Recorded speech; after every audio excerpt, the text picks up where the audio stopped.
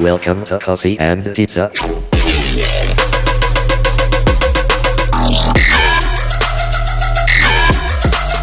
I hope you can enjoy. Hola, muy buenas a todos y bienvenidos a un capítulo más de Café y Pizza. Y para el día de hoy tenemos a alguien. ¿Quién tenemos? Madre mía. Un momento. Antes de seguir, dale like y suscríbete, que si no, luego se te olvida y aquí la mayoría estamos olvidándonos de hacer el like y el subscribe. Y eso, si me lo permites, y perdóname mal, porque es un honor y un placer tenerte por aquí. Además, me llena de orgullo y satisfacción, como decía, tenerte a ti. Y quien no la conozca, Mar es investigadora en ciberseguridad y doctora en el aspecto. Y ya no te digo más, ahora explícate tú un poco quién eres y de dónde vienes. Pues mira, yo como bien han dicho tengo un doctorado en ciberseguridad. Yo soy de Córdoba, me vine a Madrid para estudiar la carrera hace 12 años ya, 12 años sí, pero tengo 30. Y nada, ya me quedé, estudié allí en la Politécnica, en Montepríncipe, y luego hice el máster de ciberseguridad de la Carlos III y el doctorado en la Carlos III. Y me cansé un poco de la academia y me fui a empresa. Y ahora estoy trabajando para una empresa de ciberseguridad en blockchain que se llama Halcon, que es americana. Y haciendo un poco pues de research, hemos sacado varios documentos de research. El más reciente fue el Top 100 DeFi Hacks, que tuvimos una entrevista por la NBC hace no mucho.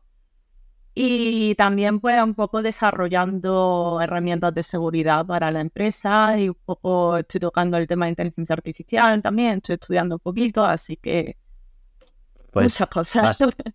va a ser una charla entretenida. Yo creo que los highlights que nos han marcado ya son muy interesantes. Entonces, lo primero que quiero saber, y me gusta mucho preguntar porque soy un poco maruja, es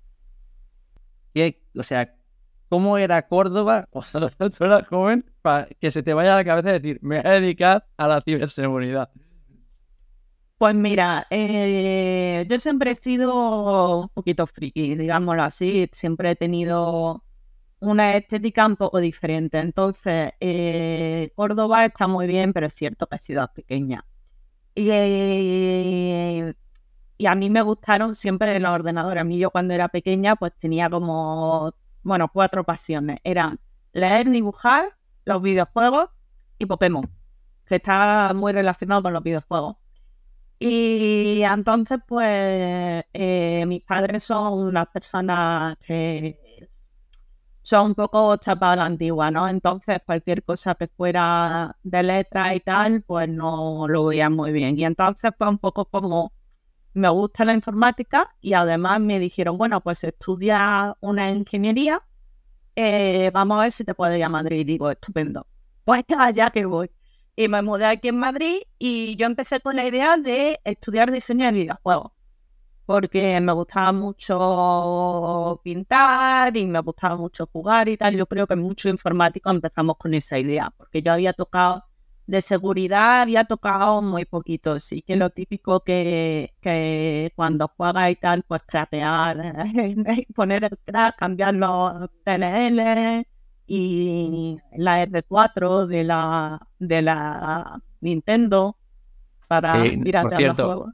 Que no aquí es no legal, apoyamos, no se apoya la piratería. No apoyamos la piratería de ningún tipo de manera.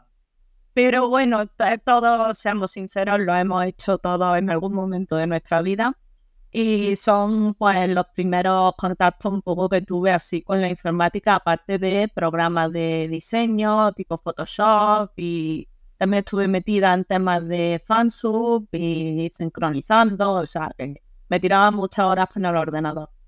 Y yo empecé eso con la idea de dedicarme a diseño de videojuegos y empecé la carrera y tuve la asignatura de seguridad y la verdad que me gustó bastante y tuve la oportunidad de meterme en tercero de carrera al CryptoLab, al laboratorio de seguridad que había allí en la uni, y me gustó. Así que luego hice el máster y el doctorado y aquí estamos. Al final, lo que son los CryptoLabs y todo lo que es ciberseguridad, al final es un juego también, ¿no? De cierta manera, porque son como no se me sale la palabra en español, challenge, Puzzles. que Sí, puzzles. exacto, son puzzles y al final es un juego, ¿no? Y por ahí tiene mucho sentido que te llama la atención, ¿no? Yo creo que a lo mejor fue por ahí por lo que te llamó, no sé si fue por eso, pregunto. Sí, sí, exactamente. Yo cuando me preguntan muchas veces ¿y por qué esto? Digo, pues mira, porque para mí, bueno, en general, para mí toda la informática es un poco resolver un puzzle. Y el puzzle es el objetivo. No tengo que hacer un algoritmo que haga X. Al final es ver cómo lo haces para que haga lo que quieras y con el objetivo y con la mayor eficacia y la eficiencia.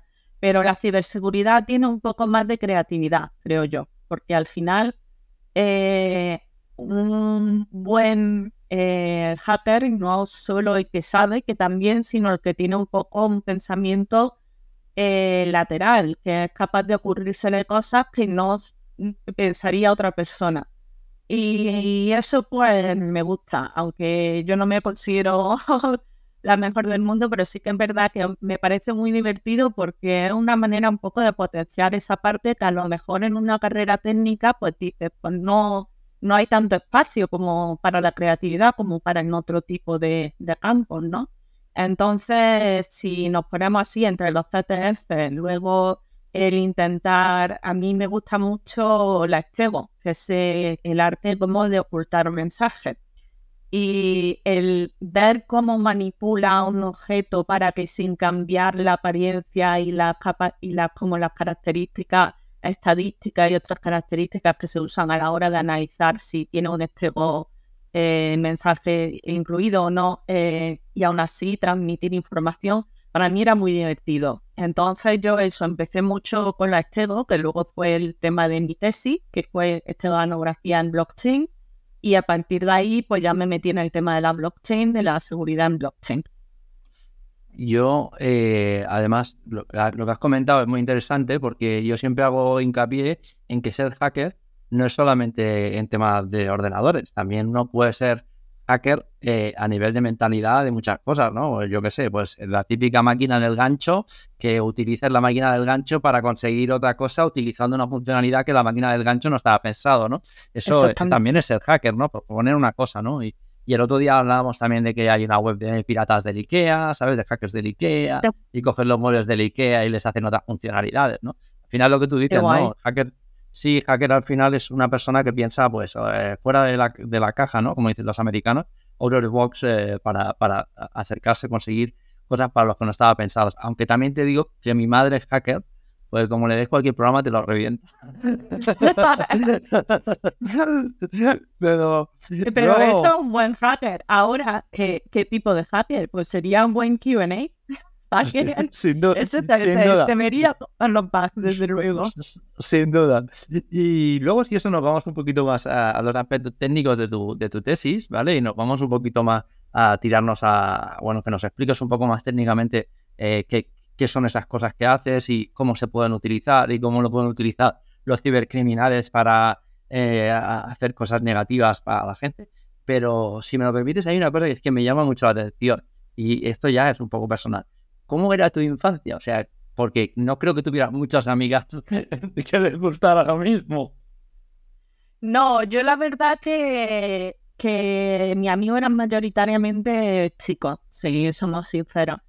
Además, yo es que, curiosamente, mis padres eran completamente contrarios a la tecnología. O sea, en mi casa no hubo ordenador hasta que yo tenía 9 o 10 años, porque insistí muchísimo. Y la Play entró a los 9. Entonces yo me iba a casa de mi amigo y me decían, ¿a qué quieres jugar? Y yo, a la Play, al ordenador. Dice, ¿pero no quieres? Y digo, no, la Play y el ordenador. Entonces, pues, sí me juntaba, bueno, tenía amigas sobre todo que jugaban a videojuegos, jugábamos mucho a los Sims, que yo creo que ha sido el videojuego por defecto de mi generación. Y mucho, hombre, cuando te juntabas más en el círculo friki del anime, del manga y tal, pues sí que conocía muchas chicas que no tan informática, pero por lo menos sí que se movían un poco más en el tema de los ordenadores. Y luego me parecía muy curioso porque sí que es verdad que casi todas las chicas que he conocido en la carrera y tal, al final, pues nos gustan, incluso los chicos, tenemos todos más o menos los mismos gustos, se ve que la cabra tira para el monte. Pero bueno, pues sí, jugando a videojuegos, viendo anime y manga cuando ya, pues eso, me empecé a apuntar por gente que le gustaba más eso, pues ya sí que había más chicas que compartían un poco los mismos intereses. Cuando era más pequeña era casi siempre con mis amigos chicos. Es que justo por eso te lo preguntaba, ¿no? Sí que es cierto que una vez que tú ya entras a la carrera, pues ya la gente que está a tu alrededor es porque tiene los mismos intereses o las mismas inquietudes, ¿no? Y más los que sois de Madrid, ¿no? Que como dicen aquel, de Madrid no es nadie, porque todos son de fuera, ¿no? Yo el primero. Sí, gato. Y entonces, claro, encontrarte ahí gente que tiene las mismas... Yo me pasa mucho con la ciberseguridad, ¿no? Dentro de aquí encuentro gente que le gusta lo mismo que yo, tiene muchos gustos parecidos, pero cuando yo era más joven, yo soy más mayor que tú, pero yo creo que también yo era de Barcelona, que es una ciudad que hay mucha gente, y supongo que en Córdoba sería más complicado, pues no habría mucha gente con las mismas inquietudes, y al final esas inquietudes o al final la sociedad o en el ambiente que te mueves ayuda y hace mucho a cómo va a ser tu futuro, ¿no? Yo, por ejemplo, y supongo que por eso te lo preguntaba, porque también ahí sola tú seguir tirando del carro es porque la cosa que estabas haciendo, aunque a lo mejor en aquel momento no fuera ciberseguridad, pero te motivaba mucho para poderlo hacer, ¿no? Y supongo que sería por ahí, por lo que tú estuviste tirando y al final a pensarte llegar a Madrid. Sí, un poco porque, a ver, yo, independientemente de lo que hiciera, yo tenía muy claro que en Córdoba no me iba a quedar. Porque Córdoba es una ciudad muy bonita, pero una ciudad muy turística y de todas maneras el empleo para los jóvenes, si no te dedicas al sector turismo, al sector sanidad, está muy complicado. Entonces yo ya sabía que me iba a ir fuera y al final, pues un poco ya vas con la mentalidad de, bueno, lo que es los amigos que tengo aquí, hay algunos que los he conservado, pero la verdad que no mucho. Y luego conoces mucha gente pues en foros, conocía mucha gente cuando se estiraban los foros de estos de mi arroba, pues al final yo los IRC no los llegué a tocar, pero un poquito anterior a mi época, pero sí que te metías mucho en foros y hombre, pues ibas conociendo gente. Yo había muchos fines de semana que me iba a Málaga porque tenía amigos en Málaga, otros fines de semana me iba a Sevilla porque tenía amigos en Sevilla. Y bueno, un poco pues aunque el entorno no sea favorable, cuando algo te gusta, yo soy una persona que además a mí se me nota enseguida cuando no estoy a gusto. O sea, y yo soy muy fiel a lo que he sido siempre y me he llevado muchas broncas y me he llevado por los gustos, por la forma de vestir, pero ya hay un momento que dices que pues si a esto no le gusta, pues ya vendrá alguien al que le gustará y ya está, ¿no? Totalmente de acuerdo. Y además tú estabas comentando que venías de una familia que no es tecnológica. Cuando la niña decidió dedicarse a temas de tecnología, seguramente le ardía por dentro de una manera que no sé si les pasaría. Pero mis padres lo llevaban fatal, el tema de las máquinas en los ordenadores y tal. Y mi padre es ingeniero, pero mi padre es agrónomo. O sea, él es de campo. Y él estaba emperrado que industriales. Ni yo. No metía industriales ni muerta, con todo el respeto a los ingenieros industriales, pero no me apasiona nada. Y entonces sí que es verdad que les pareció raro. En aquella época, yo creo que del todo tecnológico de mi bachillerato, solo éramos 2 personas que nos queríamos meter en informática. De todos los que éramos bastantes, no sé si éramos 30 y pico. La gran mayoría iban a industriales o iban a caminos, y de informática solamente estábamos 2. Y la verdad que en aquella época no. Ahora sí, ahora he visto yo que he subido un montón la nota de corte, que está en mi universidad, está ahora en 12 o 11 o algo así. Cuando yo entré era un 5 y porque tenían que poner nota de corte, y que si no.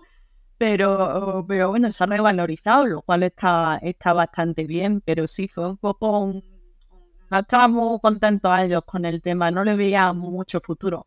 Ahora ya yo me he dedicado a esto, mi hermano estudió biomedicina, pero al final se ha dedicado a la informática también, ha hecho el máster de inteligencia artificial, está ahora haciendo el doctorado. Así que no le ha quedado más remedio. Le han salido los dos iguales.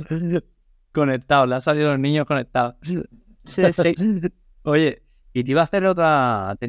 Cuando me comentas esto, siempre hablamos de... Aquí siempre que traemos a la gente de ciberseguridad y tal, aquí mucho gente que ha aprendido por él solo, gente que pues a través de cursos, y no se os tira mucho el tema académico, ¿no? Aquí como que a la gente de la universidad como que le da miedo, ¿no? Y una vez hablando con David, que también vino a este podcast, que David, dejaré el link por ahí, también David comentaba, oye, es que a mí me vienen con la USCP como si fuera algo complicado, que se saquen una ingeniería y que luego me lo cuenten, ¿sabes? Entonces, también en esa parte le tengo que dar toda la razón del mundo. Y por eso yo te quería preguntar un poco, ¿cómo fue tu periplo de universidad y todo eso? Porque, claro, aceptar, o sea, querer estudiar algo, pero luego meterse allí, no sé si estuviste 3 o 4 años, más luego el PhD y todo eso, fueron muchos años, ¿no?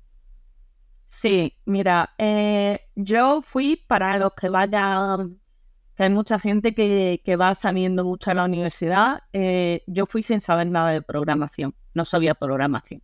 Sabía cosas muy básicas porque yo en el instituto era un instituto muy chapado en la antigua, era un centro privado, religioso y tal, ofimática. No vimos nada de programación.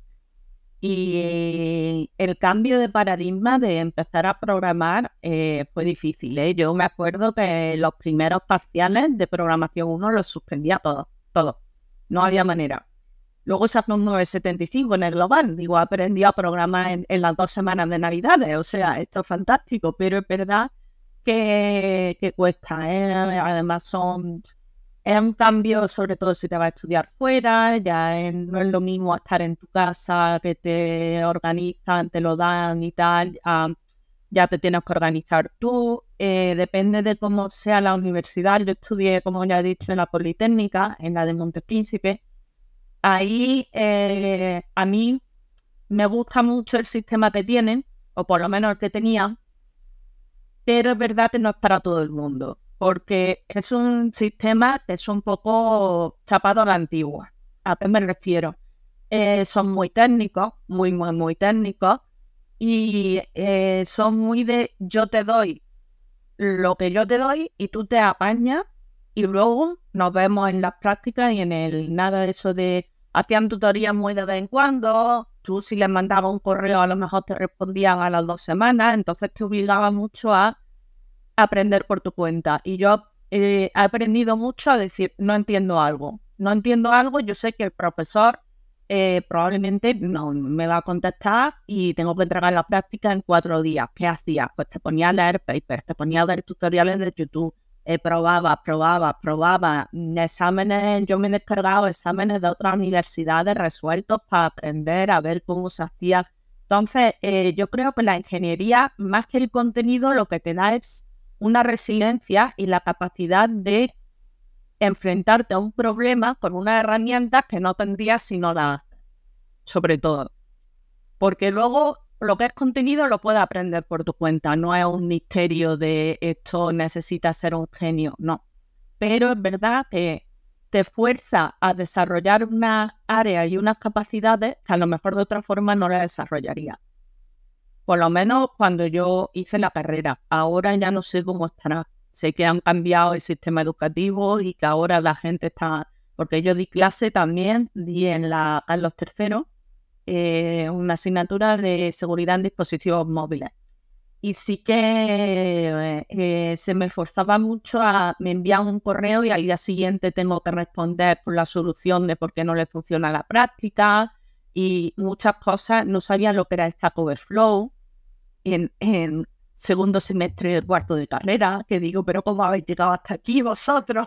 ¿Sabes? Unas cosas porque me preguntaron y yo había hecho la práctica porque la había actualizado como un mes antes de empezar el curso. Me había hecho todas las prácticas, la había actualizado con contenido nuevo y tal. Y me hicieron una pregunta y claro, mi respuesta, porque yo sabía que estaba ahí porque lo había consultado yo, fue, a ver, yo te lo puedo decir, pero a buscar en internet, no, es que en Google no me sale. ¿Has mirado Stack Overflow? ¿Qué es Stack Overflow? Y me quedé así. No existía ChatGPT todavía, pero me quedé así diciendo un poco... Pero bueno, eso sí, eso...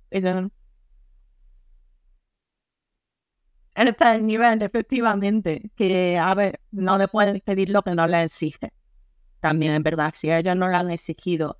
Me acuerdo que les puse un CTF de un CRAPNI de Dalvik, del código Dalvik, básicamente es el ensamblador que usan la APK de Android. Y le puse uno, que les puse un ejemplo, y les puse uno muy parecido al ejemplo, y luego les pedí que me lo craquearan de cualquier otra forma para que la aplicación no te pidiera el password. Me lo hicieron 2 personas. Es que no viene en la guía. Y digo, ya, por eso te lo estoy preguntando. ¿Por qué no viene en la guía? Pero bueno, yo creo que la ingeniería es darte herramientas que tú luego puedas aplicar a tu vida profesional y darte una resiliencia y una capacidad de decir, pues no sé cómo se hace, pero lo tengo que sacar porque me obligan a sacarlo y te obliga el doctorado igual, te obliga a tener una paciencia y una resiliencia y una capacidad de buscar de tú las castañas que de otra forma a lo mejor no tendría. Pues justo, mira, me viene como ni pintado justo lo que me vas a decir, porque te iba a decir, tú, claro, hiciste todos los estudios, toda la carrera y luego te sacaste el doctorado. ¿Podrías explicar un poco cómo es el proceso para sacarse un doctorado de lo que tú tienes y de qué hiciste? Pues mira, yo empecé con el trabajo de fin de máster, que hice era una versión muy simple de una herramienta para hacer esteganografía en Ethereum, cuando todavía estaba empezando Ethereum, estaba en pañales, fue en 2018. ¿Podemos explicar un poco lo que es la escenografía para que la gente no lo sepa? Sí, bueno, pues la escenografía es el arte de ocultar información sin que se note. Está muy relacionado con la criptografía, pero no es exactamente lo mismo. Generalmente se combinan una por la otra. O sea, si te lees un libro, yo el primer libro que me leí era el de 0x Hack, que era esteganografía con imágenes, que estaba muy, muy bien. Y luego tengo varios libros de Alfonso Muñoz, que para mí es uno de los mejores expertos en estego de España. Y me lo paso pipa cada vez. Yo voy a la ruta nada más que para verlo a él. El resto de las conferencias me dan igual. Voy para verlo a él y es súper interesante. Y hay muchos tipos de estego. La más básica suele ser el estego en imágenes. Y lo que hace, te voy a explicar como el algoritmo más simple. El algoritmo más simple se llama el LSB, Least Significant Bit. Y lo que haces es cambiar el valor del bit menos significativo de cada color. Tú sabes que las imágenes están en RGB. Pues lo que haces, por ejemplo, si el mensaje es 0101, pues cambia. Si en la columna, si el color actual en bit acaba en 0, pues no haces nada. Pero si acaba en 1, pues lo cambias a 0. Y así lo vas cambiando. Eso lo que hace es que a nivel visual la imagen realmente a los humanos no cambia mucho porque son un cambio de un bit, un cambio en el rango de color tan pequeño que no es diferenciable, pero con otro programita tú lo puedes extraer. Generalmente, hombre, pones la longitud del mensaje antes porque si no te saca un chorro de bits que no son ASCII y te sale basurilla, pero bueno, y extraer un mensaje y es una forma de comunicación encubierta. A nivel estadístico eso se nota un montón y por eso hay algoritmos mucho más avanzados, pero la idea es esa, coger algo que se llama la cover y le metes un mensaje y entonces creas un object y eso como al final el objetivo es poder transmitir información sin que haya ni a nivel visual ni a nivel estadístico y matemático, o que a nivel estadístico y matemático haya la menos diferencia posible con un mensaje, con un objeto real que no tiene mensaje oculto. ¿Y esto cómo se puede utilizar dentro de... Ahora hemos entendido, pero ¿esto para qué se puede utilizar? Pues mira, hay distintos casos de uso. Por ejemplo, imagínate una APT, ¿vale? Un sistema, de hecho, uno de los sistemas de stego que se han descubierto son en APT, porque tú lo que quieres es poder transmitir información al exterior sin que se note que tú estés transmitiendo información. Entonces, un programita que lo que quiere es estar dentro de un ordenador infiltrado el máximo tiempo posible, quiere aumentar el máximo tiempo posible que puede estar sin ser detectado, pero al mismo tiempo tiene que comunicarse con el exterior de alguna forma, ¿verdad? Porque si no, no sirve para nada, lo tiene ahí, está aislado y como el que tiene un tío en granada. Entonces, utilizan este tipo de técnicas, no solo con imágenes. Hubo un equipo, no sé si eran israelíes, que lo hacían, tenían un sensor y tenían un ordenador y dependiendo de la luz del ordenador, encodeaban el mensaje en la lucecita del ordenador y lo leían desde afuera con eso. O sea, me apuntaban en la ventana y dependiendo de los parpadeos, como si fuera Morse, lo iban descifrando. Y sirve para eso. Luego imagínate... Los israelíes son la bomba. Los israelíes son la bomba. Que se lo digan a los de Hezbollah. Por desgracia, pero la verdad que lees unas cosas que dicen, madre mía.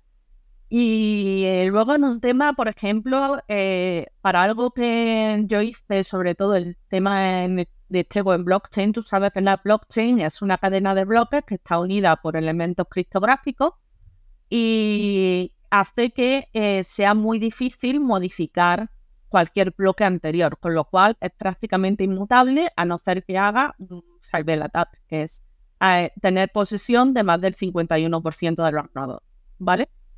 Entonces, eso es inmutable. Ahí no hay tutía. Temas para lo que pueden servir, temas de censura, temas de mi vida está en peligro y quiero hacer un release de algo, pero tengo miedo a que me lo puedan borrar. Cosas de ese estilo. Temas de ataques también sirve porque al final uno de los problemas que tienen muchos de los sistemas son que les tiran los servidores. Si les tiran los servidores pierden la información, tú no puedes tirar Ethereum, ¿entiendes? Sí. Y entonces pues tiene esa capacidad que otros sistemas no tienen. Y pues eso, temas de censura. Tú imagínate, estás viviendo en Corea del Norte, ¿vale? No le puedes decir a tu amigo menganito, oye, estoy aquí sufriendo y va a pasar no sé qué, no sé cuánto, pero a lo mejor le manda una foto de tu gato y la gente no sospecha. Pero él sabe dónde tiene que mirar y con qué clave, porque los sistemas más avanzados de imagen se hacen con clave y que se hacen de una manera que son mucho más difíciles de detectar. Y entonces él puede saber lo que está pasando sin que nadie que esté haciendo un surveillance de tus redes y de tus conexiones sepa realmente lo que está pasando. Luego, en temas de espionaje empresarial, poder extraer información de la empresa dentro del que el atacante está dentro de la misma empresa. O sea, tiene quien sea creativo le puede dar uso. ¿Y podrías, por ejemplo, alterar smart contracts? Sí, de hecho lo altero, sí. O sea, y tiene mensajes ocultos. Claro, esa es lo que te iba a decir. Esa es la gracia, que dentro del tal tú le metes tu mensajito oculto. Bueno, me estabas contando. ¿Y eso fue tu investigación del doctorado o cómo acabó? Pues fue parte. O sea, yo primero hice una survey, que es un estudio completo en cómo se estaba usando la blockchain para ciberseguridad. Y luego yo tengo 3 papers. El primer paper fue a nivel de bajo de blockchain, de nivel de base. O sea, yo metí información en prácticamente todos los campos. Por aquel entonces la mayoría de los contratos no estaban verificados, ahora eso ha cambiado. Y yo metía información en el bytecode. O sea, simulaba instrucciones con unos pesos y una distribución estadística muy parecida a como aparecían realmente. El único problema es que al modificar el bytecode no se podían verificar.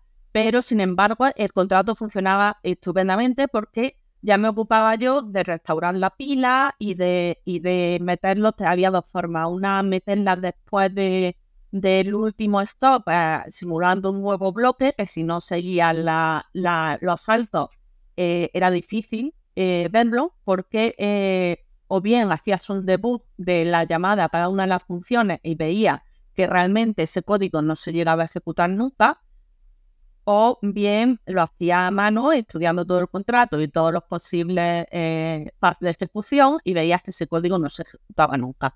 La otra forma de hacerlo era antes del último jump, que es como la última instrucción, y lo que tenías que hacer ahí entonces era restaurar el program counter para que la dirección que el program counter no, el stack, para que la dirección que cogiese el jump, que era el destino, el program counter donde tenía que saltar, tenía que estar en el topo, en la parte de arriba de la pila. Entonces tenías que todo lo que hubiesen metido, porque tú al final simulas con instrucciones que meten información en la pila, tenías que hacer un pop o hacer algún tipo de instrucción que eso lo limpiase y se quedase para que el programa siguiese ejecutando correctamente. Y esos contratos eran contratos funcionales, eran contratos que tú los llamabas y hacían la función que querías hacer. Esa fue la primera parte. Perdona, Mar, aquí sé que esto es un podcast y la gente lo está escuchando y le va a costar un poco entender los conceptos. Tú lo estás haciendo muy bien, porque para que la persona que sé que sin compartir pantalla y sin demostrarlo es muy complicado, y lo estás explicando fenomenal. O sea, gente, felicito porque hasta yo lo estoy entendiendo. O sea que seguimos la siguiente. Perdona que te haya cruzado. No, bueno, por suerte, por desgracia, yo he dado clase desde que era adolescente, así que, pero bueno, sí, bueno, Ethereum está basado en pila y metes por encima y sacas por encima, o sea, así va funcionando, es una máquina virtual muy simple, muy simple. Y luego la siguiente parte fue ya con el código en Solidity. Los contratos de Ethereum pueden estar programados en diferentes lenguajes, pero el más común es Solidity. Solidity es un poco tipo JavaScript. No es JavaScript, pero es parecido, un poco entre Java y JavaScript. Y lo que hice fue simular contratos ERC20 y dependiendo de determinadas características de los contratos, porque yo estuve viendo, podría haberlo hecho con Natural Language Programming, pero se me iba de scope, se me iba de tiempo y era demasiado complejo. Lo haré en un futuro probablemente, lo tengo pendiente. Pero la forma más sencilla, sin meternos ya en procesamientos del lenguaje natural, que es una ciencia en ella sola, hice un estudio estadístico de qué tipo de contrato era más común, y el tipo de contratos más común son los RC20, que son los tokens. Si habéis oído hablar de los distintos tokens de Ethereum, hay dos tipos de tokens, los fungibles, así en españolizado, fungibles, y no fungibles o non-fungibles. Los no fungibles o non-fungibles son los más comunes, son los famosos NFT, que cada token tiene un ID característico y cada token es diferente uno del otro. Los RC20 son más como una moneda. Cada token vale lo mismo, ¿vale? Sí. Y me di cuenta que, por lo menos en el momento en el que lo hice, que fue ya hace unos años, ahora probablemente haya cambiado el panorama, pero cuando lo hice, la gran mayoría de los contratos eran RC20, eran distintos tokens, como puede ser, pues, ejemplo, USDT, ¿qué más? El Shiba, y no creo que es un RC20 también. Lo que se conoce como criptomonedas son generalmente tokens RC20. Y dije, pues lo que voy a hacer... Siempre que estén en la red de Ethereum, ¿no? Porque si está en las redes de Solana, ya lo sería. No, RC20 es un estándar que existe en Ethereum. Son como o sea, tú cuando quieres modificar algo o establecer un estándar, tú haces una propuesta, una IP, y cuando se aprueba, suele pasar a llamarse, si no me equivoco, que me puedo estar tambaleando un poco, Ethereum Request for Comment, sí, son estándares, básicamente, lo que es un estándar en Ethereum. En Solana son tokens, tienen otro tipo de definiciones, además en Solana usa Rust en vez de Solidity y es otra cosa, pero vamos, en teoría la idea es la misma, porque de hecho hay unos protocolos que se llaman bridge o puentes que la idea es que te permitan mover criptomonedas o tokens de una cadena a otra, o sea que van a tener, son parecidas, no son en el mismo lenguaje, pero las funciones tienen que ser muy parecidas, o sea, tienes que tener capacidad para transferir, tienes que tener capacidad para minar nuevos tokens si a un token que va a cambiar el supply en algún momento y otros que son tokens con supply fijo. O sea, hay determinadas funciones que van a tener, pero no se llaman RC20 porque es de Ethereum, pero son parecidos. Entonces, yo lo que hice un poco es, bueno, cogiendo el estándar más estándar que son OpenZeppelin. OpenZeppelin es una compañía de seguridad también de blockchain y es muy reconocida porque sus contratos son los contratos probados, estándares que se usan como base para luego desarrollar. Casi todos los proyectos que tú veas, cuando tienen dependencia de terceras partes, suelen tener dependencia a los contratos de OpenZeppelin. Cogí el de OpenZeppelin y en base a ese y otras cosas que fui observando, hacía como pequeñas modificaciones, pequeñas permutaciones de elementos. Ahora mismo ya no me acuerdo qué es lo que hice, porque fue hace 3 años o algo así, aunque el paper se publicó mucho más tarde, fue hace tiempo. Pero tocaba varias cosas y entonces estaba el mensaje embuido dentro del código de Solidity en sí. Ya te digo que realmente me hubiese gustado hacerlo con NLP, pero no me daba tiempo. Me daba, a lo mejor creo que eran 4 o 5 meses para hacer el paper y tenía que empezar a estudiar NLP de cero. Ahora lo estoy estudiando porque estoy haciendo un curso de NLP y Deep Learning, pero en ese momento no. Y los LLMs, tenía que desarrollar. Y los LLMs tampoco estaban tan avanzados en aquella época, ¿sabes? No, bueno, la Stego NLP se estaba investigando. Lo que pasa es que manipular el lenguaje es complicado para introducir información oculta. Es una ciencia muy avanzada. Yo no sé mucho, estuve estudiándola, así que no te puedo hablar mucho de ello. Pero bueno, el NLP existía antes de los LLM. Totalmente. Había muchos... yo cuando empecé, hace ya muchos años, habían sistemas de programación que estaban basados en eso. Pero hoy en día ya, justo estaba viendo hace una charla de Linus Torvalds que justo explicaba eso, que van a dejar de tener sentido en el momento que ya los LLMs empiecen a funcionar mejor.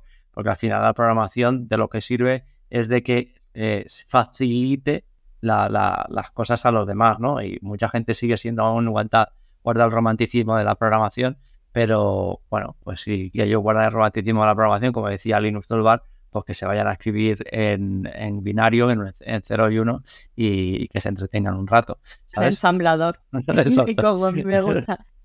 No, pero eso sí que a mí me daba mucho coraje. Por ejemplo, en la carrera yo tenía exámenes que me preguntaban y tenía que programar, pero programar exactamente, no solo código, en plan con llamada a librería de C tal cual. Y digo, esto no tiene sentido. Yo entiendo que antes se hacían así las cosas, pero ahora mismo nadie se sabe porque hay tantas librerías y tantas llamadas y tantas que si tú quieres consultar algo haces man de lo que sea y te lo lees y te lees las especificaciones. Y yo creo que el programador no es mejor programador porque pique más código él desde cero, sino el que es capaz de ver otro código y decir, me sirve. Y saber dónde tocar para hacer que el código haga lo que él quiera que haga. O sea, no eres peor programador porque utilizas código de ChatGPT o utilizas código de Stack Overflow, siempre y cuando sepas lo que estás haciendo y seas capaz de decir, esto me sirve como base, porque además ChatGPT, por ejemplo, para hacerte un código muy basiquito, un esquema o temas de regex o temas de parsing va muy bien, pero como le pida algo más complejo, se pierde. pero sí que, hombre, para todas esas tareas más básicas que muchas veces te ocupaban mucho tiempo o para darte un esqueleto, pues sí, pero luego hay que saber un poco, saber dónde tocar y qué modificar. Sí, luego nos iremos un poquito más a hablar del LMS y eso, porque me interesa también la parte de la investigación que estás haciendo en el tema de ciberseguridad, pero si no te importa, pues podemos a retomar un poco lo que estábamos ahí, lo de los contratos. sé. Y eso, que estábamos en el tema de los contratos y habías acabado, ¿esa fue tu tesis final de doctorado? Sí. Y Bueno, luego tuve que escribir un documento de ciento y pico páginas y presentar. Sí. Y esa fue la investigación. No parece gran cosa, pero bueno, en aquel momento que no había planas manuales de cómo montarte una red privada, de cómo funcionaba Ethereum más allá del Yellow Paper, que me lo leí varias veces y tal, pues bueno, no había tanto, ahora hay mucho más.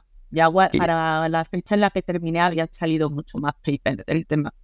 Oye, ¿tuviste que aprender a programar en Solidity para eso? Sí, Pues sí. te petó la cabeza ahí un poquito. Bueno, no, Solidity no es difícil. La VM, el bytecode era más complicado porque además tuve que aprender, claro, cómo funcionaba toda la máquina virtual, porque ahora tú te vas a cosas como Tenderly y tal y te hacen un debug de las transacciones con su código y su llamada y todo. No.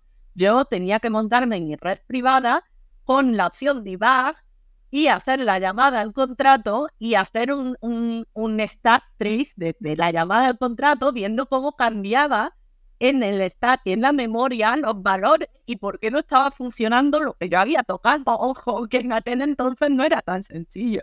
A mí Solidity ya me vino al pairo. El problema fue el bytecode, que ya aprende cómo funciona la memoria, cómo funciona la pila, las instrucciones que hay, qué hacen cada una, cómo hacer un debug, qué tienes que tocar y cómo funciona el programming counter para lo que toques no afecte. Dónde se guarda el tamaño del contrato, cómo se carga el código de ejecución, cómo se hace el deployment, qué parte equivale a cada cosa, cómo se funcionan las llamadas, las funciones, cómo funciona a bajo nivel, cómo se hace el ambient code, que es cómo se le pasan los argumentos según el tipo de argumento a la cadena, porque cuando son argumentos de tipo fijo, pues se hace un encoding, pero cuando son argumentos de longitud variable, como puede ser un string o un array, lo que te aparece es, te suelen aparecer en orden, pero por ejemplo, si el string es el segundo argumento, te aparece el puntero a la dirección de memoria donde empieza la palabra de, te peta la cabeza, vamos. Wow. Comparado con eso, que cuesta un poquito más, tampoco es rocket science, como dicen los americanos. O sea, yo creo que X86 es más complicado. Pero bueno, sí, es un buen aprendizaje. También te digo otra cosa, la gente que programa, ahora, claro, ahora todo el mundo ve el tema de cripto y todo este tema como algo, incluso ya está pasado de moda, mucha gente, ¿no? Pero cuando tú empezaste a hacer esto, había documentación, pero como tú dices, no era, o sea, fuiste muy valiente en meterte en ese tinglao, ¿sabes? Porque no sabía tanto. Además, hoy en día un programador de Solidity creo que son de los más cotizados hoy en día, uno con experiencia y tal. Pues yo conozco algunos que están ganando más de 250.000 anuales en España. Bueno, ojalá yo lo viera.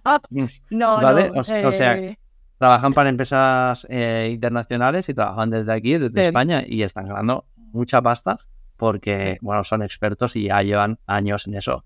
Y es muy difícil encontrar expertos hoy en día en eso y los exchange tienen esa necesidad y se lo pueden permitir pagar, ¿no? Entonces, si alguien quiere estudiar, pues Solidity es un buen lenguaje, si le da por estudiar por ahí. Pero también... No muy complicado, además. También aquí quería un poco también tu conocimiento, porque justamente nos viene bien en esta parte que estábamos hablando.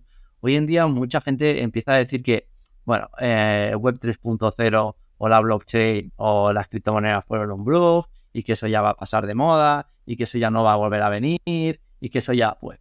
Y yo desde mi punto de vista, y aquí quiero también luego el tuyo, creo que eso no es así, sino simplemente ha sido una cultura que, como todo, llegó, se aceptó, la gente cogió la parte especulativa y no llegaron a entender sinceramente o realmente la facilidad o la calidad que te puede dar un contrato o un contrato inteligente.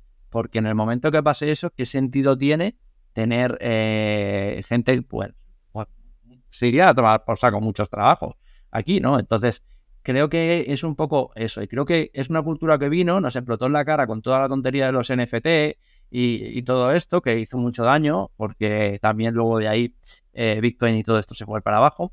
Pero creo que volverá y volverá con más fuerza porque sobre todo más ahora que vamos a un ambiente deslocalizado y toda la gente al final no acabarás trabajando, pues oye, ¿cómo te envían tu contrato de trabajo? ¿No? Por poner una cosa, ¿no? Y creo que ahí es donde tiene mucho sentido Web 3.0 y contratos inteligentes y todo esto. No sé, ¿tú qué opinas? Si crees que realmente fue un bluff y que eso desapareció o que volverá a volver. Pues mira, yo creo que booms hay en todo. Ahora estamos con el boom de la IA, ¿no? De los LLM y de todo el mundo quiere hacer un LLM. Y no es posible que todo el mundo haga un LLM. Pero claro, yo cuando me preguntan, yo siempre digo que yo he estudiado blockchain. Yo no he estudiado NFT o Bitcoin. O sea, la blockchain, al ser un sistema descentralizado e inmutable, tiene muchísimas ventajas. Primero, descentralizado te quita todo intermediario y eso hace que, por ejemplo, tú imagínate para temas de contratos legales o tú quieres ir a pedir una hipoteca, ¿vale? Ahí hay muchísimos bias. Yo cobro en dólares, ¿vale? Y soy joven y tengo tal y tal. Entonces, hay mucha gente que aunque yo tuviera la capacidad, muchos bancos, de realmente adquirir una hipoteca, te la van a denegar. Con un contrato, esas bias no existen. Es pura matemática. Tú cumples los requisitos, te dan la hipoteca. O tú quieres, pues eso, aplicar a cualquier puesto de trabajo. Eso, hay una cosa que se llama la identidad descentralizada, que también se está estudiando mucho y se lleva estudiando mucho tiempo porque yo he leído papers de eso desde 2018. Y se trata en la capacidad de que tú seas el propietario de tu propia identidad. Y ahí entra mucho en juego también lo que son las pruebas de conocimiento cero, que no sé si las conoces. Pero básicamente en una prueba de conocimiento cero es algo que te permite a ti probar que tienes cierta capacidad o cierta característica sin difundir ningún dato que te pueda comprometer, sin un dato privado de tu información por unos algoritmos matemáticos. Manteniendo el anonimato, ¿no? Que es lo importante. Exactamente. Entonces tú imagínate, por ejemplo, para temas de salud, temas de estudios de salud o incluso para poder compartir información entre hospitales, que muchas veces vas a un hospital y te tienen que hacer la historia de cero. Eso puede estar almacenado y compartir. Yo, por ejemplo, voy a una clínica privada a un tema de gastrointestinal y a lo mejor no me interesa que conozca que he ido al psicólogo por X. Me interesa que conozca el tema gastrointestinal, pues puede pedir mis records mi hospital de referencia o incluso si comparten una network privada que también se ha estado viendo, como puede ser a Hyperledge, donde los datos están cifrados y están on-chain, que luego ya entra el tema de cifrado homomórfico y que pueda acceder a los datos y hacer operaciones con los datos sin realmente descifrarlos. O sea, eso también es otra ciencia aparte. Pero puedes probar cosas sin compartir información y eso es muy útil para dar al pueblo un poco de una ideología un poco, pero es dar poder al individuo y dar poder al pueblo y tú puedes decidir quién tiene tu información, a qué información accede. No tienes que dar información que a lo mejor no es relevante, porque ves eso, yo voy a un gastrointestinal que más le dan lo que no tenga que ver con él, ¿sabes? Y incluso pues para probar en una universidad que tiene ciertas actitudes o probar en un trabajo que tiene ciertas actitudes sin desvelar realmente quién eres.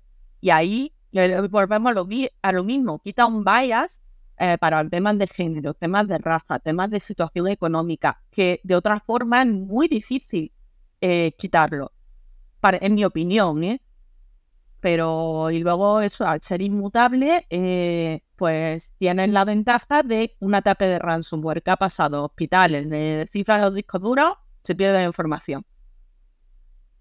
A no ser que ataques más del 51% de los nodos y seas capaz de cambiarlos enteros, la información de la blockchain va a seguir ahí. Yo aquí, como digo siempre, nos han vendido blockchain y cripto y nos han ido siempre a la parte especulativa porque es la que siempre llama más la atención, ¿no? Todo el mundo quiere hacerse rico cuanto antes mejor y van comprando cursos de gente que hace burpees. Pero yo creo que si estamos moviéndonos a un mundo descentralizado, que al final es el futuro, ¿no? Desde mi punto de vista. Tiene mucho sentido eso, pero no sé si los estados nos van a permitir el anonimato, y yo que soy cyberpunk de pensamiento, no sé si nos van a permitir ese anonimato y esa posibilidad de podernos mantener anónimos. Ya mucha gente le pusieron, y además la masa es controlable, a mucha gente le pusieron lo del escáner de Iris y fue. Entonces, ahora se está viendo muchas empresas que están tirando para el tema de la blockchain, están tirando las mismas empresas, porque le ahorran muchos problemas y muchos costes. Volvemos a lo mismo, un ataque de ransomware te tira y pierdes todos los datos. En una red distribuida, cuanto mayor sea la red, menos probabilidad tiene. Y ahora hay varios bancos que están sacando a ellos sus propias monedas digital, distribuida también. Creo que se probó también para temas de votación. Se hizo un estudio para votación usando blockchain, eso de identidad. Entradas de fútbol. No sé cómo será. Entradas de fútbol, ¿sí? También. Conozco una persona que me parece que de las entradas del Beşiktaş, que es un equipo de fútbol de Turquía, están en blockchain. Entonces, yo creo, desde mi punto de vista, creo que ese futuro, como bien decías, lo veo como una parte muy importante de ahorro de costes, sobre todo ahora que, bueno, mucha gente se fue a la dockerización y a la containerización y ahora muchos están haciendo una parte hacia atrás, ¿no? Muchas empresas están perdiendo los containers y están volviendo un poquito a la parte de atrás, igual que mucha gente se fue al cloud y mucha gente está volviendo atrás por ahorro de costes. Y yo creo que al final la tecnología y en el mundo que nos estamos moviendo, antiguamente a lo mejor la ciberseguridad o la seguridad no se tenía tan en cuenta. Y ahora que se empieza a tener tan en cuenta y empiezas a ver que, pues si mi base de datos tiene que estar aquí, allí, en el otro sitio, para que no me la encripte, tengo que tener una copia en frío, pues a lo mejor me sale más a cuenta tenerla en blockchain, ¿sabes? Entonces, yo por ahí es donde yo creo que al final muchas empresas, como bien dices, se tirarán por ahí. No sé si tú en tu trabajo eso lo veis un poco, por eso también te hago un poco la pregunta. Sí. De hecho, nosotros tenemos una parte de Enterprise y de hecho nos están metiendo mucha caña porque hay muchas, no puedo dar mucha información, pero hay muchas grandes empresas que están dando el salto en la parte de Enterprise. No están usando la gran mayoría, es verdad que no usan redes públicas, usan sus propios sistemas, desarrollan sus propias cadenas, algunas basadas en características de las redes públicas, otras son cadenas privadas, cada uno intenta hacer lo suyo y luego pues ver lo que le funciona y lo que no le funciona. Pero sí que hay un auge importante y lo va a haber cada vez más. Yo totalmente de acuerdo contigo, además por eso te traigo, porque creo que eres una persona que de eso algo sabrás después de un doctorado, algo habrás aprendido. Y también por ahí te iba a preguntar otra cosa que yo, como te comento, yo creo que desde mi punto de vista también lo que le preocupa a muchas empresas es el tema de la seguridad. Yo creo que si tú realizas tu propia blockchain, porque también lo he visto, hay empresas que generan su propia blockchain, claro, si esa blockchain no está bien securizada, es muy fácil que un actor, muy fácil relativamente, pero que un actor pudiera llegar a tomar posesión del 51% de los tokens y hacer ataques maliciosos o hacer cosas negativas, podemos decir, dentro de tu red. No sé cómo eso lo ves, si es viable y si eso se está teniendo en cuenta y cómo se puede un poco hacer que eso no suceda, ¿no?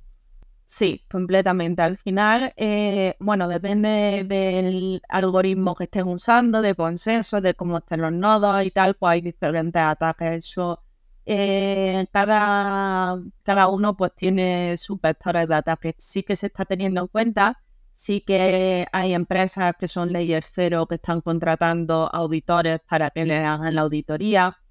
Yo siempre voy a apostar por una red pública con un sistema de cifrado, pero entiendo que las empresas prefieran tener su red privada. Problema de la red privada, los nodos son menores, hay más posibilidad de que al final, pues, en ese aspecto puedan corromper la blockchain. Y luego el problema es las redes públicas están muy estudiadas porque todo el mundo tiene acceso y se hacen muchas cosas. Entonces no se sabe, porque la seguridad nunca es a ciencia cierta, siempre hay algo nuevo que sale y no has pensado antes, pero se tiene un bagaje y está muy probada, está muy estudiada el problema. Pero yo creo que no solo con blockchain, sino con cualquier cosa que tú desarrollas de cero y que algo diferente no tiene ese nivel de testeo que a lo mejor puede tener una tecnología que es accesible para todo el mundo y que lleva años. Un poco lo que pasa con Linux, ¿no? Linux, porque es más seguro, entre comillas, que el resto, pues al final es código libre, es código que la gente tiene acceso, es código que hay muchos ojos revisándolo, y entonces pues tiene un nivel de seguridad que a lo mejor el sistema operativo Pepito no tiene. Pero bueno, al final esto es como todo, depende de lo que la empresa busque, de lo que la empresa quiera, y hay unos costes y unos riesgos asociados según la tecnología que se use. Y al final, pues bueno, cualquier cosa es vulnerable, ya eso depende. Totalmente. Es más, una de las cosas que más le preocupa a la gente hoy en día, por ejemplo, es la aparición de las computadoras, de la computación cuántica, ¿no? Y lo digo por poner un ejemplo, ¿no? Bitcoin ya está preparado desde hace, me parece, 2 o 3 años, y se introdujeron medidas de seguridad para que no pudiera ser descifrado a través de ordenadores cuánticos. Entonces, no sé si una empresa tendría la posibilidad o el conocimiento de poder utilizar o de absorber esa tecnología para utilizarla en su propia empresa. Y con esto también te quería decir, no sé si vosotros, desde ese punto de vista, a nivel seguridad, hoy en día, vosotros que estáis un poquito, tu empresa la conozco un poco y sé que estáis un poquito ahí avanzados a lo que hay, porque tenéis un equipo humano bastante fuerte. También estuvo aquí Carlos, que también me parece que es compañero tuyo, Carlos Palop. Sí, Carlos Palop es compañero tuyo y también trabaja en la misma, y sé que tu empresa es un poquito avanzada. Sé que lo que puedas contar es muy limitado, pero yo creo que por ahí también estaréis un poquito estudiando también el tema de la computación cuántica y cómo puede afectar, ¿no? Sí, un poco. De todas maneras, de momento no es algo que nos preocupe demasiado, porque es verdad que está todavía un poco en pañales. No es algo accesible al común de los mortales, pero sí algo que se tiene que tener en cuenta, porque al final la blockchain opera con algoritmos criptográficos, y el problema de los algoritmos criptográficos es que todos son rompibles por fuerza bruta. La diferencia es cuánto tiempo te lleva. Y claro, la computación cuántica reduce drásticamente el tiempo en el que puedes hacer ese tipo de hacks. Entonces, es verdad que algo que de momento se tiene en mente, no se está dando prioridad porque no es algo que esté muy avanzado de momento, pero sí que algo que hay que tener como en the back of the mind, como se dice. Pero Sí, bueno, sí. sí. Totalmente. Y ahora ya, si me lo permites, sé que nos queda muy poco tiempo. Si me vas a dejar abusar un poquito de ti, te voy a tener 15 minutos más por aquí. Me gustaría, ya que estamos tocando temas así, un poquito avanzados y todo esto, me gustaría un poquito, no sé cómo actualmente, cómo estáis viendo el tema de los LLM, ¿no? Yo, por ejemplo, sí que veo que hay mucha investigación acerca de esto, ¿vale? Pero que mucha gente no le acaba de entender por qué hay que securizar un LLM. Porque ya no solamente por la información que se pueda llegar a difundir, sino en qué más aspectos puede haber lo que se llaman fallos de seguridad en un LLM, y cómo puede afectar esto socialmente. Bueno, pues mira, al final un LLM no deja de ser un modelo estadístico, ¿vale? Lo que funciona es tiene un corpus, se entrena en el corpus y tiene lo que se llaman tokens. Y lo que hace básicamente es, por ejemplo, tú imagínate que tienes la palabra la y luego tienes que has estudiado que después de la aparece casa con un 50% de probabilidad, perro con un 25% y gato con otro, la casa, la cama y la mesa, ¿vale? 50, 25 y 25. Y básicamente es un modelo estadístico, entonces selecciona pues generalmente la que más probabilidad tenga. Una de estas, una aplicación muy simplista, que entra ya luego el tema de la temperatura, que es un poco modificar esos pesos para que haya más randomness o creatividad, como ellos lo llaman. No es creatividad, los LLM no tienen creatividad, no saben idear algo de cero, eso olvídate. Pero la que nueva hay alguien que tampoco. dice, La nueva esta que ha sacado, el CPTO, que no, tampoco. que Tiene no, conciencia, dicen, que tiene conciencia. sí, Dicen, ¿no? bueno, eso me río yo de la conciencia que tiene. Son modelos probabilísticos y estadísticos y solo saben de relacionar cosas. O sea, son muy buenos, por eso son muy buenos en lo que yo te he dicho, detectando patrones, haciendo redes, todo lo que sea. De hecho, yo hice un estudio, no con el nuevo, hice un estudio de cómo era capaz ChatGPT de detectar vulnerabilidades, tanto el 3 como el 4, como salió. Y se observó que era muy bueno detectando aquellas que estaban basadas en patrones.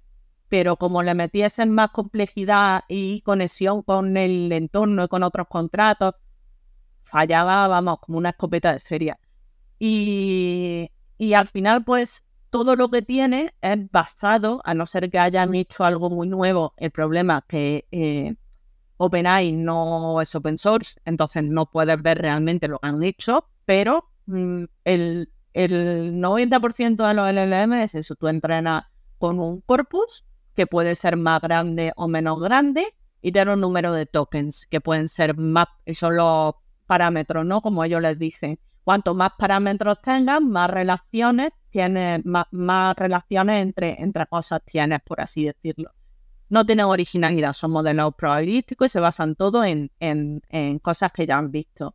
Y depende de para qué estés usando eso, pues claro, pueden ser fallos de seguridad. Tienen los fallos de seguridad que tienen, tienen bias, porque al final, claro, dependiendo de... Pero eso le pasa con todos los modelos de inteligencia artificial, básicamente, depende del corpus o del dataset con el que lo entrenes. Pues si el dataset tiene bias, pues va a reflejar ese mismo bias. Y el problema es que en el lenguaje hay muchísimo, aunque nosotros no operamos. En elementos matemáticos hay menos. Entonces, es verdad que incluso un machine learning básico puede tener un bias, pero en el lenguaje como que se incrementa.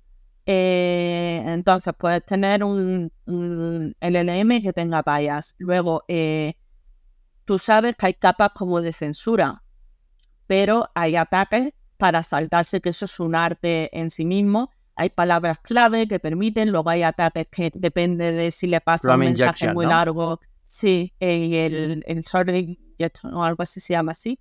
Hay uno que es el plot, no sé qué, ahora mismo no me acuerdo el nombre, pero básicamente sé cuál es, pero no me sale el nombre tampoco. Sí, no me sale el nombre. Joder, Plot algo, vale. Pero... A ver, la ciencia es plot engineering, pero hay uno en concreto que si le pones estas palabras clave en el plot, hace que se salte la censura y puede acceder a datos que en teoría, porque al final es una capa que ponen un poco por encima, no debería decirte, pero el modelo los tiene porque esas relaciones existen. Lo único que por encima dicen, oye, no digan nada de esto. Y luego hay otro que me pasaron hace poco que es, si pones como un mensaje muy largo con determinado número, como que lo satura y empieza también a saltarse la programación que tiene. Entonces, y luego, claro, dependiendo de para qué lo use y con qué lo entrenes, al final esos datos están ahí. Si eres capaz de sacarle datos privados, imagínate que lo tiene una empresa que lo ha entrenado con información privada de sus clientes y eres capaz de decirle, oye, sáltate la programación que te han puesto para que no me des información privada, pero sé que la tienes por debajo y dámela. Que de hecho ha pasado, o sea, en ChatGPT creo que hubo un leak de claves tremendo, porque claro, se habían liqueado por internet, las cogió en el de este entrenamiento y ya está, ahí accesibles para todo el mundo. Totalmente, totalmente. Pero al final, ChatGPT, y no lo digo por ser racista ni nada, pero al final es un grupo de filipinos. Y no lo digo yo, es que contrataron a un puñado de filipinos y los pusieron ahí detrás a enseñar la máquina y todo lo que salía mal lo ponía. Entonces, que puede pasar esas cosas, ¿no? Y además, yo creo que sí que es cierto, y aquí ahora vamos a tener un poquito de cuál es tu opinión. Mucha gente está a favor de lo que es la regulación de la inteligencia artificial, ¿no? Justamente para que no pasen esas cosas y tal. Entonces, no sé cuál es tu posición al respecto de las regulaciones de las inteligencias artificiales y esto, ¿debería de haberlas o no debería? Yo estoy a favor de la regulación de los datos que se le proporciona a la inteligencia artificial. En el sentido de, además en Europa es que no tenemos más narices porque tenemos la ley de protección de datos, que eso es impepinable. Es que no hay... Entonces, sí que es verdad que... Pero estoy a favor de la regulación de datos, no solo de la inteligencia artificial, sino de Internet en general, de que tus datos privados, como persona que se dedica, yo creo que todos los que nos hemos dedicado a la seguridad y que nos gusta la criptografía, somos vamos, yo no tengo redes sociales, no nos gusta porque no nos gusta que nuestros datos se vean. Entonces, sí que estoy a favor de que datos muy específicos no se proporcionen, pero también depende de quién sea capaz de acceder a esa inteligencia artificial y con qué propósito. Entonces, a mí también no me gusta generalizar. Entonces, yo sería un poco de, por ejemplo, si alguien ha entrenado, imagínate un conjunto de hospitales, y creo que salió hace poco que un algoritmo de inteligencia artificial, ahora mismo no me acuerdo si era Machine Learning o era un LLM, pero no me acuerdo, pero ayudó a detectar patrones en ciertos genes de una forma que no habían tenido en cuenta antes, porque es lo que he dicho, son muy buenos detectando patrones. Y claro, eso lo tuvieron que entrenar al final con datos reales, porque es que si no, no es capaz de... Entonces, creo que tienen mucho potencial para ayudar al ser humano, pero hay que saber securizarla, hay que ver para qué y con qué se entrenan, quién tiene acceso, o sea, no es blanco o negro, es un poco de, bueno, sí, pero con asterisco, ¿no? Como diciendo, bueno, a ver, eso de hacer un crawling de internet y todo para la saca, poco... También te lo preguntaba, Mar, porque claro, más que nada porque tú eres una persona, lo que se llama, bueno, en inglés es highly educated, tú tienes un perfil altamente educado, ¿no? Y podríamos decir que, ostras, pues, ¿qué sentido va a empezar a tener cuando las inteligencias artificiales sean capaces de entrenarte, enseñarte y todo aquel conocimiento que tú has adquirido durante esos años de carrera los pueda tener ya? Yo, por ejemplo, el otro día estuve leyendo que si alguien tuviera que leer todo lo que es los libros que ha leído una inteligencia artificial, tardaría 150.000 años, ¿sabes? En leérselos uno tras otro, 150.000 años. Creo que sería muy complicado. Entonces, al fin y al cabo, considero que, bueno, pues qué sentido va a empezar a tener pues ir a una universidad o ponerse a estudiar cuando tu profesor puede ser un LLM. No sé por ese lado cómo lo ves o cómo puedes ver todo el futuro de eso. Es lo que te he dicho antes, la universidad para mí no es tanto el contenido, sino son las herramientas que te da para poder solventar problemas y achatar un proyecto. Lo hemos hablado antes, al ser modelos estadísticos, probabilísticos, basados en unos datos de entrenamiento, no tienen creatividad. Entonces, eso que te dicen, incluso en las que ves que hacen tipo Midjourney, que hacen dibujos, realmente hacen un popurrí de dibujos de distintos artistas, no tienen un estilo propio, no son capaces de crear algo de cero. Y ahí yo creo que es donde nos tenemos que diferenciar los humanos, en esa creatividad y dejarle a la IA las cosas más simples. Es lo mismo, yo uso ChatGPT, lo uso mucho pues porque hay momentos en el que digo, mira, tengo que hacer un programa que me haga un parsing de un documento que tiene estas características y a lo mejor usa librerías o tengo que usar librerías que no conozco muy bien. Pues ahorrarme tiempo, luego yo modifico el programa porque volvemos a lo mismo. generalmente con nada que le introduce un poco de complejidad, un poco de personalización, se le hace bola. Se le hace bola y ya no sabe, además entra en bucle y ya no sabe darte más información. Esto irá avanzando, obviamente, conforme se haya más capacidad y se puedan entrenar, haya más número de parámetros, haya más relaciones entre los tokens y tal, pues irá yendo un poquito mejor, pero seguirá sin tener esa creatividad que van a tener los humanos de hacer cosas que nadie ha hecho antes. Entonces, para mí, van a ser una herramienta de apoyo y van a ser una herramienta muy importante y no creo que se deba limitar su uso ni en la universidad ni en... Hombre, entiendo que el otro día, de hecho, yo tengo amigos que son profesores de universidad y me preguntaron, oye, ¿tú qué opinas de que se use ChatGPT los alumnos, de que se les prohíba el uso de ChatGPT? Y digo, realmente, si tú estás haciendo bien las prácticas, excepto los grados más básicos, que es verdad que son programitas muy sencillos porque estás aprendiendo, te los puede hacer ChatGPT. En nada te le metas algo más complejo y tal, ChatGPT a lo mejor te da una base, pero no va a ser capaz de hacer lo que el alumno va a ser capaz. Y si tú eres capaz también de un poco adaptar el sistema de enseñanza a que, bueno, tú al final en el trabajo tú vas a no ser que sea una cosa como un entorno cerrado, en plan que tenga un air gap y no estés conectado a internet, tú estas herramientas las usas en el día a día porque es que las usamos todos. ¿Y qué le va a decir al alumno? Oye, no, mira, es como lo que te he dicho antes del examen de programación. No, mira, apréndete todas las librerías de C para poder programármela a mano en un papel. No tiene sentido.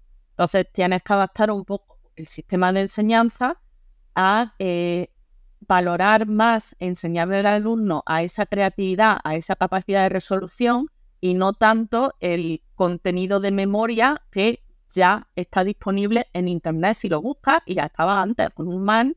Es lo mismo, Stack Overflow, había muchas cosas que no siempre te solucionaban. Y el otro día, de hecho, me dijeron que ha aumentado mucho el nivel de Stack Overflow porque las preguntas absurdas o más simples que antes se le hacía a Stack Overflow, ahora se le hacen a ChatGPT. Entonces, lo que ya se pregunta en Stack Overflow son cosas muy avanzadas que ChatGPT no es capaz de resolver. Y entonces ha habido como un auge que decía, pues lo normal hubiese sido que hubiese desaparecido. Pues no. Entonces, son una herramienta y vamos a tener que adaptarnos a usar esa herramienta y tiene sus partes buenas y sus partes malas, pero tienes que aprender de otra forma, ya no va a ser tanto memorizar, sino tener las herramientas para adaptar y saber introducir esa creatividad y esa cosita que al final los LLMs no tienen, en mi opinión. Correcto. Además, mira, te voy a decir una cosa. Hoy en día, con la mayoría de gente o en las posiciones que yo he trabajado, cuando a alguien le dices, oye, utilizo ChatGPT o hago esto con ChatGPT, no está como bien visto, ¿vale? Es como, claro, lo haces con ChatGPT, ¿no? Yo creo que incluso hoy en día, y aquí a lo mejor también, si quieres, lo vemos un poco, el prompt engineering va a ser algo muy importante. Porque yo me he sentado con gente que han tenido la misma inteligencia artificial que yo y no han sabido sacarle el provecho para conseguir el mismo resultado que he conseguido yo. ¿Cómo puedes decir dos personas con un conocimiento o un apartado o una posición parecida, uno sea capaz de hacer algo y el otro no? Yo creo que ahí influye mucho esa mentalidad de hacker de pensar fuera de la caja, de decir, ¿cómo le pienso esto? O ¿cómo se lo repregunto para que me dé el resultado que yo quiero? Que es eso seguramente tú también lo haces, ¿no? Y mucha gente no sabe. Entonces yo creo que ahí vamos a crear un gap o un espacio muy grande entre los que saben utilizar realmente esas inteligencias artificiales y las saben sacar realmente el provecho, ese 110% de lo que realmente la herramienta es capaz de darte, y eso va a ser un punto diferencial a la hora de tu trabajo, porque está demostrado que la gente que utiliza inteligencias artificiales de una manera óptima en su trabajo son un 30% más efectivos que los otros, y eso va a ser un punto que las empresas lo van a empezar a tener muy en cuenta, la utilización, porque al final tú lo que quieres es pagarle a un tío por 8 horas, por poner una cosa, y que te rinda 10 o 11. El ¿sabes? máximo posible, claro. Exacto. Entonces, yo creo que eso hoy en día hacemos como tú y como yo, que hablamos, oye, pues yo utilizo ChatGPT, y lo hicimos un poquito así como por debajo de la mesa y sintiéndonos un poquito culpables. Yo creo que en unos meses, y también hay que ver cómo ha evolucionado ChatGPT o las inteligencias artificiales en los últimos 3 o 4 años, que es loco, ya no me quiero imaginar cómo va a ser esto en 10 años. O sea, en 10 años va a ser nos va a explotar la cabeza, Bueno, seguramente. hay un problemita que es el nivel de dinero y de resource, porque el problema es que cuanto más avanzada sea, más requiere de tanto de dinero de invertir, de servidores y tal. Entonces yo creo que va a llegar un momento en el que va a haber un parón, porque computacionalmente o no puede o no hay dinero para que avance. Eso, pero a ver cuándo llega, eso también te digo. Pero bueno, sí, estoy completamente de acuerdo. Sí, además también vino Luis, que es creó su propia inteligencia artificial, que bueno, es una inteligencia artificial creó la primera inteligencia artificial que te asistía al pentesting. Es una pasada lo que hizo. Si no has escuchado el podcast, te lo aconsejo. Luis Hay, vale, un máquina. luego me lo pasa. Y el chico es buenísimo en eso, y estuvimos hablando justo de eso. Decía que no importa el número de billones de parámetros, ¿sabes? Importa lo que son los agentes, ¿vale? La especialidad de los agentes y cómo tú entrenas realmente esa inteligencia artificial. Es más, podemos verlo. Yo, por ejemplo, en mi teléfono móvil, yo no utilizo el teclado de Google, utilizo otro. Y ese teclado el voice to text que yo hago se corre con una inteligencia artificial en mi teléfono, ¿vale? Yo no lo mando al cloud. Y lo hace con una IA de 7 billones de parámetros que es capaz de correr en mi teléfono. O sea, es muy loco que pueda hacer eso un teléfono. O sea, si es seguramente vengo a decir lo que tú decías de la capacidad computacional. Quizá a lo mejor si empiezan a mejorar todos esos modelos, conseguiremos esa mejora, ¿no? Quién sabe, ¿no? En el futuro. Sí. También yo creo, en mi opinión, que los que son más específicos a lo mejor requieren de menos capacidad y menos, porque al final cuando tú entrenas con un dataset más específico y más pequeño, el número de parámetros que necesitan es menor generalmente para obtener un resultado bueno. El problema de algoritmos tan genéricos genéricos como ChatGPT es que al final cogen de todo, y el problema es que sí saben de todo, pero claro, necesita una capacidad que ya OpenAI está perdiendo dinero. Se lo ha comprado Microsoft y está perdida desde hace mucho tiempo, y van a subir ahora el Plus, y ya lo subió otra compañía, y está a ver cómo avanza. Microsoft no se va a arruinar, pero vamos, no sé yo hasta qué punto. Totalmente. Y al final lo que yo te decía, ¿no? Lo que sí que va a ser muy interesante, el camino que nos viene por delante y la disruptividad que nos viene, ¿no? Yo creo que ahí tenemos mucha parte que hacer nosotros como especialistas en ciberseguridad, y seguramente el futuro pues nos traiga cosas que seguramente nos parezcan la leche en el futuro, ¿no? Sí. Y eso es un poco lo que intentamos aquí también hacer de Café y Pizza, no solamente atraer gente que trabaja en cosas de hoy, sino también gente que mira hacia el futuro, y creo que eso es un poco tu perfil. Por lo que solamente te puedo dar las gracias por haber venido, y ha sido un placer compartir este rato contigo. He aprendido muchísimo y ha sido un placer y no normal. Muchas gracias. Igualmente, muchas gracias a ti por invitarme. Hasta luego, chao. Hasta luego.